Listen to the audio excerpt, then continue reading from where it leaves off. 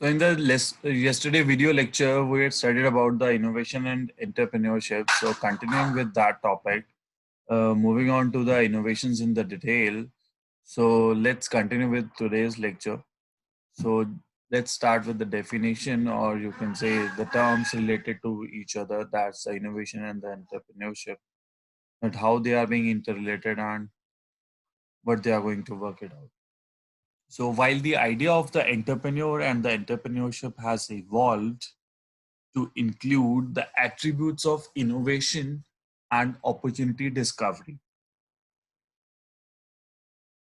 It means that कि जिस time आपके पास कुछ आइडिया जनरेट होता है to be an entrepreneur or to set up your entrepreneurship, on that time it includes a attribute of innovation और opportunity discovery. यानी कि कुछ आप सोचते हैं कि हाँ ये चीज नया हो सकता है, ये आप अपॉर्चुनिटी नहीं सोच सकते हैं कि इस तरह से ये नई चीज इस तरह से मैन्युफैक्चरिंग करी जा सकती है. That must have some kind of a value creation. कुछ वैल्यू क्रिएट होगी, कुछ प्रोडक्ट क्रिएट होगा जिसकी वैल्यू होगी, that is going to have some impact on the society. That is a value. So my sense of the basic gist of the term continues to focus on the facets of the human behavior. कि human behavior किस तरह से adopt करेगा उसे, that is also an initiative taking. कि जो चीज मैं बना रहा हूँ वो society के लिए किस तरह से helpful रहने वाली है, how it is going to help the human being. So that is also being considered as a part of initiative taking. So the process of entrepreneurship is invariably involves an individual or individuals investing efforts into something that they had not previously done before. यानी कि ये वो चीज है, entrepreneurship एक process है कि जिसमें जो इंडिविजुअल है या ग्रुप ऑफ इंडिविजुअल्स है वो एफर्ट्स अप्लाई करते हैं to make something new which or to do something new which they haven't done in their previous years or in their life. जो उन्होंने पहले से लाइफ में नहीं किया होता वो समथिंग वो न्यू कुछ करना चाह रहे होते हैं. And that something new will help them to take some kind of innovation, and that innovation going to bring out to be an entrepreneur. So this is how they are being interrelated. So innovation and entrepreneurship. The concept of innovation and entrepreneurships are undeniably interrelated. यानी कि कोई इसे deny नहीं कर सकता कि ये interrelated नहीं है. They are being interrelated with a much more and efforts. Innovation is a specific tool of entrepreneurs. Innovation जो उनका एक specific tool है entrepreneurs के लिए, it means by which they exploit the change as an opportunity for different businesses and different services. यानी कि एक tool है एंटरप्रेन्योर्स के लिए इनोवेशन, जो कि लोग एक्सप्लोर करते हैं कुछ चेंज लाने के लिए to bring out the opportunity for the different businesses and services. It is capable of being presented as a discipline, capable of being learned and capable of being practiced. यानी कि इस innovation को किस तरह से लिए गए, that it's a part of a discipline. यानी कि एंटरप्रेन्योर्स का एक डिसिप्लिन का पार्ट है, और you can say it's a part to be an entrepreneur की इनोवेशन लाना. And capable of being learn, यानी कि उस चीज को हमने उस चीज को कैसे बनाना है, किस तरह से लेना है, किस तरह से इनोवेशन लानी है. We have learned those things, and then we are that much capable to practice it out. यानी कि हमने उस चीज की प्रैक्टिस भी करी है कि किस तरह से ये चीज हो पाएगी, किस तरह से हम ये बना पाएंगे. So all those things are being practiced out in that way. So this is being considered as a part of discipline. Entrepreneurs needs to search purposefully for the sources of innovation. यानी कि entrepreneurs को जो चीज search करनी है वो इस तरह से पर्पसफुली सर्च करनी है कि जो इनोवेशन के लिए वो सोर्स बना सके. यानी कि that should become an innovation. जो भी वो चीज सर्च आउट कर रहे हैं, बनाने की कोशिश कर रहे हैं, वो एक इनोवेशन के रूप में सामने है. The changes and there symptoms that indicates the opportunity for the successful innovation. यानी कि किसी प्रोडक्ट में अगर वो चेंजेस लाना चाह रहे हैं ये कुछ सिम्टम्स ऐसे चेंज करना चाह रहे हैं उसमें कि जिससे कि वो एक अपॉर्चुनिटी लगे कि एक नया प्रोडक्ट हुआ, एक नई सर्विसेज जनरेट हुई हैं। So that becomes the opportunity. वो किसके लिए अपॉर्चुनिटी बन के आती है? एक सक्सेसफुल इनोवेशन के लिए। And the successful innovations becomes the successful entrepreneurship. And they need to know, apply the principle of the successful innovation. So this is as per the Drucker's 1985. So Drucker argued that innovation should be viewed as an economic and social phenomenon. Drucker ने कहा कि innovation को economically and socially देखा जाए rather than the technically. So rather than technical term, it should be taken as the economic and the social terms. Innovation is not about making new inventions. Innovation जो है new inventions के लिए नहीं है, that it's not about making some new inventions. It's rather than recognizing that how to take the advantage of the opportunity and the changes. यानी कि किस तरीके से आप किसी पुरानी चीज में कुछ इनोवेशंस लेके आते हैं, कुछ चेंजेस लेकर के आते हैं। That is all about the innovation कि कोई चीज एग्जिस्ट कर रही है या नहीं कर रही है, बट अगर किसी लाइफ में आप किसी की लाइफ में चेंज लेके आ रहे हैं, सोशली पब्लिक के लिए हेल्प आउट कर पा रहे हैं, so that is going to be an innovation. Systematic innovation therefore consist of purposeful,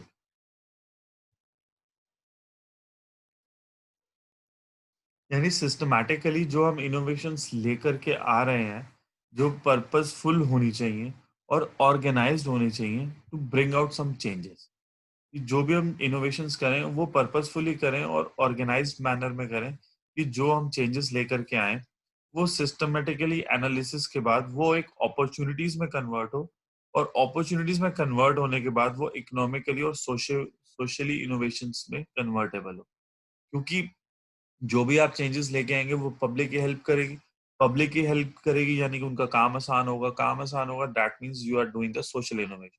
जब आपने सोशल इनोवेशन कर दी, people are using those product, people are using those services, तो इकोनॉमिकली जनरेट होगी। जो आप अपनी एंटरप्रेन्योरशिप की भी इकोनॉमिक जनरेट कर रहे हैं, अपनी सोसाइटी के लिए भी इकोनॉमिकली जनरेट करें, बिकॉज आप वहीं पे पैसा स्पेंड करेंगे, आप अपनी कंट्री की में स्पेंड करेंगे पैसा। So economically you are growing with that. तो इकोनॉमिकली एंड सोशली आप इनोवेशन लेकर के आ रहे हैं rather than the tech. So this is consistent with the Scumter also viewpoints that innovation arises from new combination of material and forces. यानी कि कुछ आपके दिमाग में इन्वेंट होता है, that are going to be the forces part, कि दिमाग आपको फोर्स करता है कि लोग इन प्रॉब्लम्स को फेस कर रहे हैं, we should make something, we should do something for that. तो किस तरह से वो आपको प्रेशराइज अपना माइंड प्रेशर दे रहा है, एंड किस तरह से आप मटेरियल्स यूज कर रहे हो उस प्रोडक्ट के लिए, किस तरह से वो एनवायरनमेंट में सर्वाइव कर पा रहा है, किस एनवायरनमेंट में किस तरह की परफॉर्मेंस दे पा रहा है। So that is the innovation which is the combination of the material and the forces. So to better understand the interrelationship between the innovation and the entrepreneurship, we will consider some building blocks for both innovation and the successful innovation. यानी कि अगर हम कुछ build करने की कोशिश करें, कुछ इनोवेशंस कर रहे हैं, कुछ इनोवेशंस पे काम कर रहे हैं, that is directly proportional to the successful entrepreneurship. अगर हम कुछ सक्सेसफुल इनोवेशन कर देते हैं, वो सक्सेसफुल एंटरप्रेन्योरशिप में कन्वर्ट हो जाएगा। Competencies and the core competence. Competencies are necessary ingredients for entrepreneurial competence. Individual competencies are the combination of learnable behaviors that encompasses attitude, skills, knowledge, practical experience, and the natural talent of the persons in order to effectively accomplish an explicit goal within the specific context. यानी कि individual competencies क्या है कि एक individual person के बारे में बात हो रही है, उसके लर्नेबल बिहेवियर्स के बारे में बात हो रही है कि वो उसका एटीट्यूड किस तरीके का उस चीज की जगह पे, उसके स्किल सेट्स क्या है, उसकी नॉलेज क्या है पर्टिकुलरली, उसका प्रैक्टिकल एक्सपोजर, उसका एक्सपीरियंस कितना है, एंड नेचुरली टैलेंट यानी कि उसके पास नेचुरली कि उसके अंदर कितना टैलेंट है, how that person is that much effective अपनी चीजों को कन्वे करने के लिए। So natural talent can be anything, so in order to exploit the goals, उसको कलेक्टिवली हम एक स्पेसिफिक कंटेक्स्ट के रिगार्डिंग देखते हैं कि हमारे ऑर्गेनाइजेशन के लिए that person is that much competent और not, which is going to be beneficial for my organization or not. So that is going to be work out for the individual competencies. Next is collective competences. Collective competences is all about the organization part की organization में हमारे पास different बंदे आते हैं. So how much competent they are, कुछ low level होते हैं, कुछ high level competent होते हैं. So generally we describe in the two way because her person एक जैसा नहीं है, हर person एक जैसा intelligent नहीं है. So there must be the two opinions for the two persons are there. So we must be having the two different opinions regarding that. So in that collective competences is that the synergetic combination of the individual competences, यानी कि combination of individual, यानी कि number of individual competencies को join करके हम एक team members बना देते हैं within the organization, हम एक team बना देते हैं. So that is going to be the collective part, that this continuum that exists from low functioning teams to high functioning teams, यानी कि कुछ functioning teams low level पे काम करते हैं, कुछ higher level पे काम करते हैं. So the high functioning teams, although very rare, are those that apply collective competences the most effectively. यानी कि high competences teams होती हैं, but rarely वो collectively काम करती हैं. So that is going to be worked it out. अगर वो collectively काम effectively करेंगी, so that is going to be much more beneficial than the individual parts. Next is core competences. Core competences is all about that are collectively held and that include the learnable behaviors of the entire organization. यानी कि अब पूरी organisation से related relation में बात हो रही है कोर कॉम्पिटेंसेस कि पूरी ऑर्गेनाइजेशन किस तरह से प्रैक्टिस को अचीव करती है,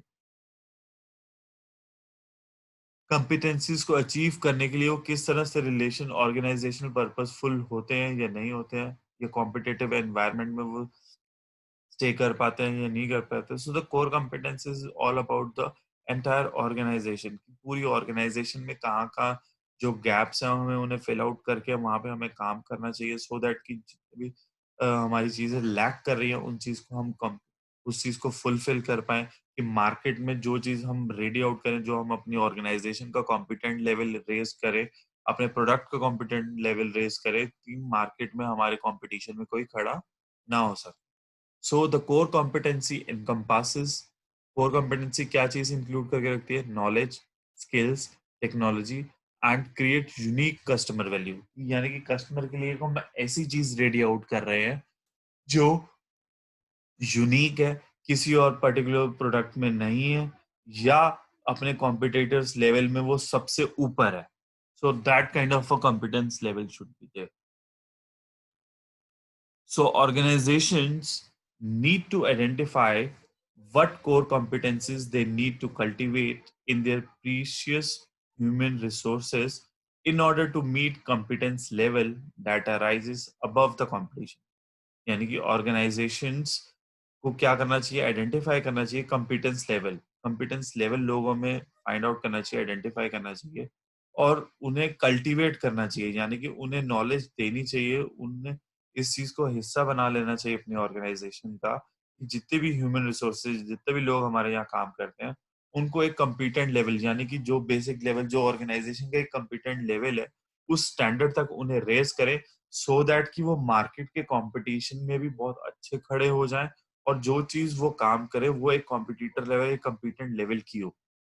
तो जो चीज हमारे यहाँ रेडी होगी, लोग होंगे, अगर वो कम्पिटेंट होंगे तो अपने आप जो काम होगा वो कम्पिटेंट लेवल का होगा.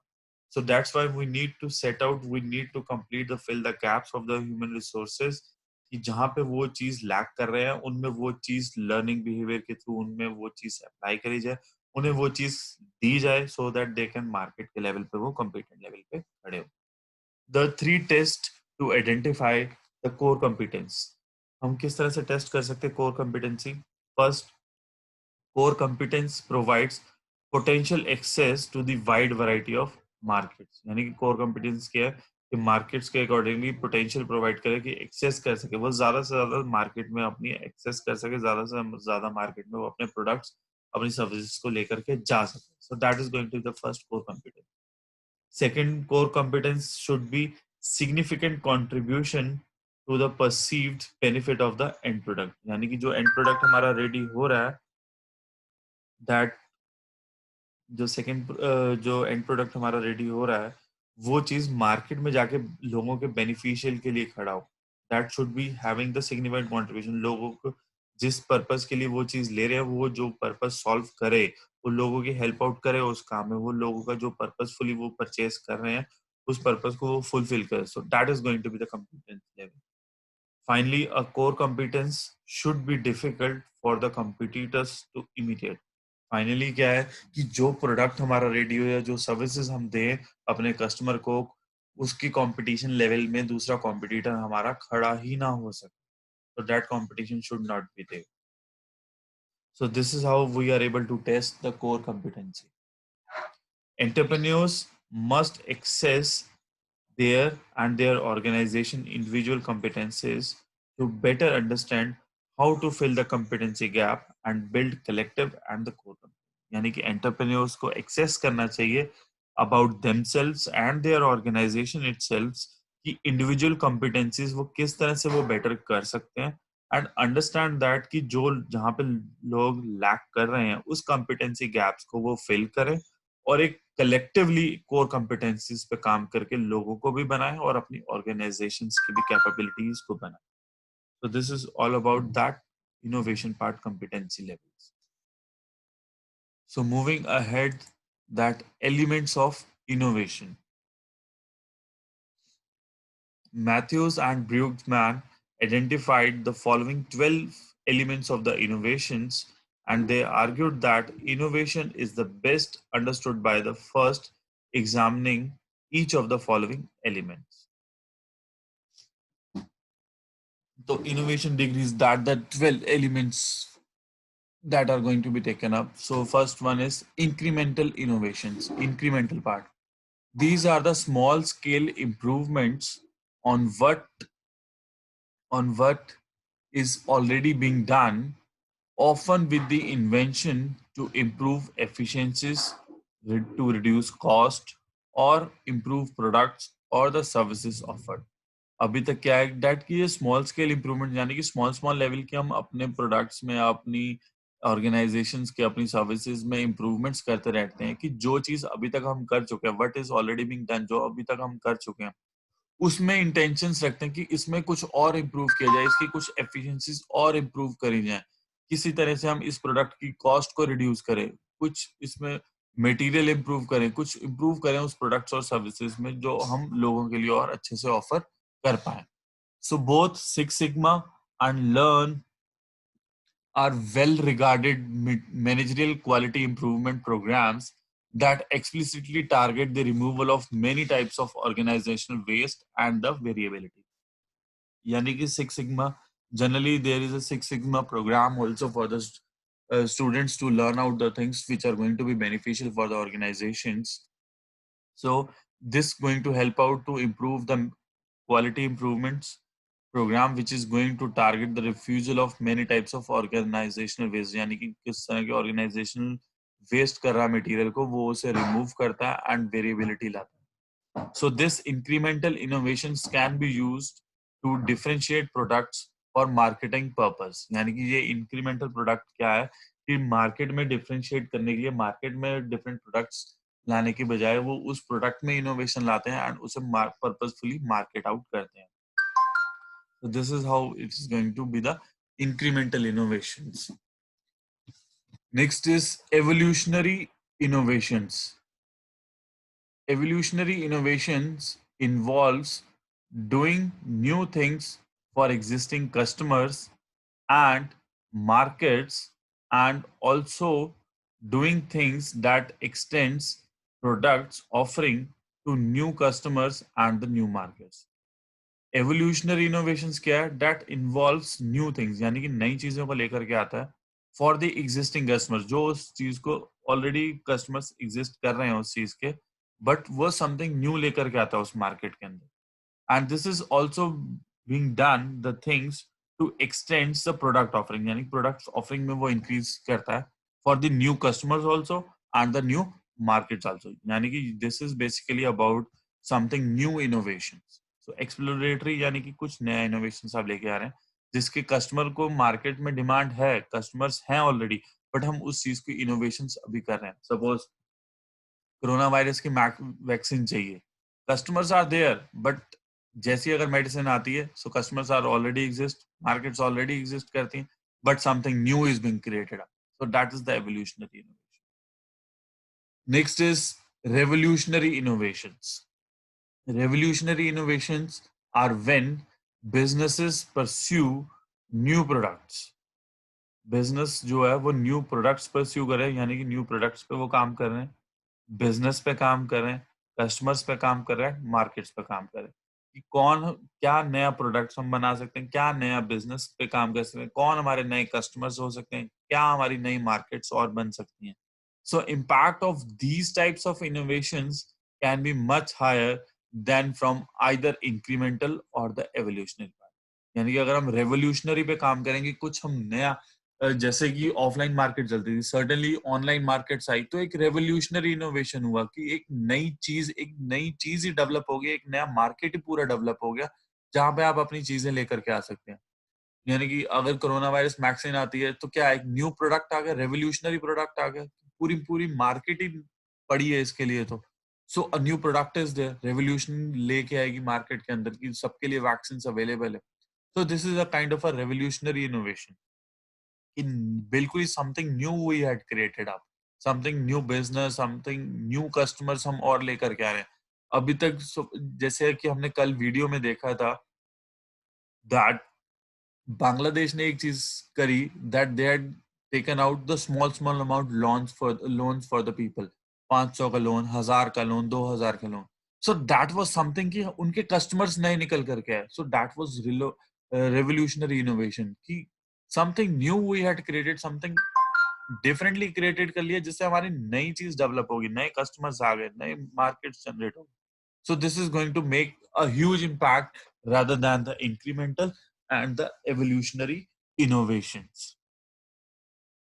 So, Okay, next is innovation types. So there are many types of innovations. Organizing innovations into types makes it easier to understand how you can use multiple types of innovations simultaneously. यानी कि types of innovations हैं, लेकिन organising innovations क्या है कि किस तरह से हम अपनी चीजों को इजी कर सकते हैं, किस तरह से हम इजीली अंडरस्टैंड करें कि हम मल्टीपल टाइप्स ऑफ इनोवेशंस भी यूज कर सकते हैं simultaneously, but it should bring out some kind of results. So the fundamental innovations क्या है, किस तरह की टाइप्स इंक्लूड करती हैं, प्रोडक्ट्स के लिए, कस्टमर एक्सपीरियंस के लिए, सॉल्यूशंस के लिए, systems, processes and business and managerial models. यानी कि इन सब के लिए हम different types of innovation simultaneously कर सकते हैं कि अगर हम कुछ नया प्रोडक्ट बना रहे हैं तो कस्टमर्स के डिफरेंट एक्सपीरियंस भी होंगे, so that is also going to be the innovative. किसी प्रॉब्लम का सोल्यूशन भी हम दे रहे हैं उस प्रोडक्ट के अंदर, तो सोल्यूशंस प्रोवाइड कर रहे हैं. सिस्टम भी कुछ ऐसा बना सकते हैं कि जिससे प्रोडक्ट हमारा जल्दी बन जाए और कम पैसे में बने, so that can be a system. Process यानी कि कुछ रॉ मटेरियल हम अच्छा यूज कर सकते हैं, कुछ प्रोसेस इस तरह से करें कि हमारा इजीली प्रोडक्ट जल्दी बन जाए, जिसमें रॉ मटेरियल भी बेनिफिशियल हो, एक्सटर्नल एनवायरनमेंट में कोई इशू ना आए. जब प्रोसेसेस और सिस्टम बन गए तो बिजनेस भी समथिंग न्यू बन रहा है क्योंकि हम नया प्रोडक्ट बना रहे हैं. एंड मैनेजरियल मॉडल्स किस तरह से हम किस तरह से हम अपने बिजनेस को रन कर रहे हैं, वो चीज भी हम इनोवेशन तरीके से नए तरीके से कर सकते हैं. So this you can say this kind of fundamental innovations are there कि जो साइमल्टेनियसली ग्रो कर सकते हैं, साइमल्टेनियसली इनोवेशंस हो रही हैं. So these are the things which can go simultaneously. Innovations हर प्रोडक्ट में भी हो रही है, कस्टमर के एक्सपीरियंस में भी आएगी, सॉल्यूशंस जो हम दे रहे हैं, सिस्टम जो हम बना रहे हैं, प्रोसेस जो हमने क्रिएट करा, बिजनेस ही नया क्रिएट हो गया, उस बिजनेस को मैनेज करने के लिए हमने नया मॉडल जनरेट कर लिया. So all these things can work simultaneously. So Matthews and Brugsman combined the innovation degree with the innovation types to develop. So that's the innovation matrix. Innovation direction. Innovation direction is the concept that encompasses forward and reverse innovation. Directions को define कर रहे हैं कि वो forward as well as reverse innovations we can make it. Innovations directions is a notation that is based on the source and the target of innovation. यानी कि वो source पे और हमारे target पे depend करता है कि हमारी innovations क्या होंगी और किस direction में जाए. A forward innovation would have its source in country X and the target in country X. यानी कि forward innovation क्या है कि X country से start होगी और target खत्म भी हमारा X country में ही होगा. But the reverse innovation would be that source is in country Y and later the target is in the different country, that is the country X. यानी कि किसी कंट्री से हम सोर्स शुरू कर रहे हैं, किसी कंट्री से हमने काम शुरू कर रहे हैं या रॉ मटेरियल ले रहे हैं, बट टारगेटेड प्रोडक्ट हमारा कहाँ पे एक्स कंट्री के अंदर है. तो that is going to work out. Suppose अगर यूएस मेडिसिन कोरोना की बना लेता है but target is in the India because we are getting to the number one. So in this way क्या हुआ, हमारा सोर्स क्या हुआ, वाई कंट्री हुआ एंड टारगेट क्या हुआ, हमारा एक्स कंट्री हुआ. rather than that they also need Y के लिए भी जरूरत है बट एक्स के लिए भी जरूरत है. सो टारगेट डिफरेंट हो गया, टारगेट कंट्री टारगेट डिफरेंट हो गया. So the country X or Y could be developed or developing country. So X और Y developed भी हो सकती हैं या developing भी हो सकती हैं. That can make a difference. उसमें कोई फर्क नहीं है उनके लिए. Because directions that matters. Forward क्या है, जिस कंट्री में काम कर रहे हैं उसी कंट्री में हम सेल कर रहे हैं. रिवर्स क्या है कि किसी और कंट्री में बना रहे हैं और सेकंड कंट्री में हम सेल आउट कर रहे हैं. So that is the directions of the innovation. Next is innovation risk. The entrepreneurial ecosystem described earlier that individuals, firms, and organizations are interconnected in the ways that impact each other. यानी कि individual firms और organisation ये एक दूसरे से inter related है और एक दूसरे की वजह से ही ये इम्पैक्ट, अगर काम अच्छा करेंगी तो इम्पैक्ट एक दूसरे के ऊपर ही आएगा, अगर बुरा करेंगी तो इम्पैक्ट एक दूसरे के ऊपर. अगर इंडिविजुअल्स अच्छा काम नहीं कर रहे हैं तो ऑब्वियसली ऑर्गेनाइजेशन अच्छा परफॉर्म नहीं कर सकती.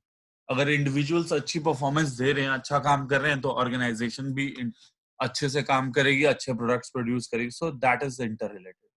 So according to the Matthews and the Brugmans, co-innovation risk occurs when multiple actors in the ecosystem attempts to innovate. यानी कि multiple लोग इस ecosystem में कुछ attempt करते हैं innovation करने की, which leads to the possibility that a new innovation developed by one company is ready at the different time that depended upon the second innovation developed by the another firm. यानी कि एक new innovation जो एक company बनाना चाह रही है वो ready कर रही है, वो डिफरेंट टाइम में रेडी हो रहा है, एंड सेकंड इनोवेशन जो हो रही है वो डिफरेंट फर्म कर रही है, वो डिफरेंट टाइम पे हो रही है. So that is being different to different. There is a co innovation is, यानी कि एक कंपनी दूसरे इनोवेशन पे डिपेंड करती है. अगर आज ये कंपनी कुछ इनोवेट करके देती है, फर्स्ट कंपनी कुछ इनोवेट करती है, then its targeted product is going to be the input for the second company. So that may take different leads or different time they should have. So this may be on a risk level also.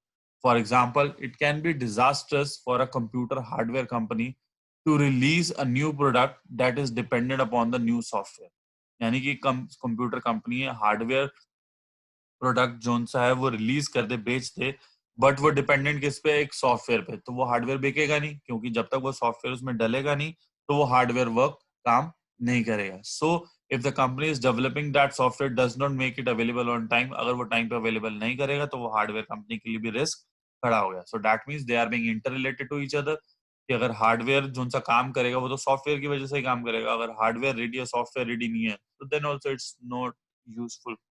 So that is how the innovation risk is there कि दोनों जगह से बराबर काम करेंगे तभी then it is going to be the successful path. Next is adoption chain risk. Also occurs when multiple firms in the value chain are simultaneously developing new products and some services. यानी कि जितनी भी firms हैं या जो भी हैं वो वैल्यू चेन साइमल्टेनियसली वर्क कर रही हैं एक दूसरे के साथ to develop a new product and the services. So this is going to work simultaneously with one another. If one firm, for example, releases a product that must be serviced by the different company, यानी कि एक product launch हो रहा है, but वो service क्या होगा, different company के through servicing होगी उसकी. Before that company is prepared to offer the service, the product release may fail. सो यानी कि जिस प्रोडक्ट ने सर्विसेज करनी है बट वो रेडी नहीं है, लेकिन प्रोडक्ट लॉन्च कर दिया, अब उस पे सर्विस पे जाएंगी तो सर्विस होगी नहीं, सो जिस वजह से वो प्रोडक्ट फेल भी हो सकता है। So this is the adoption chain risk.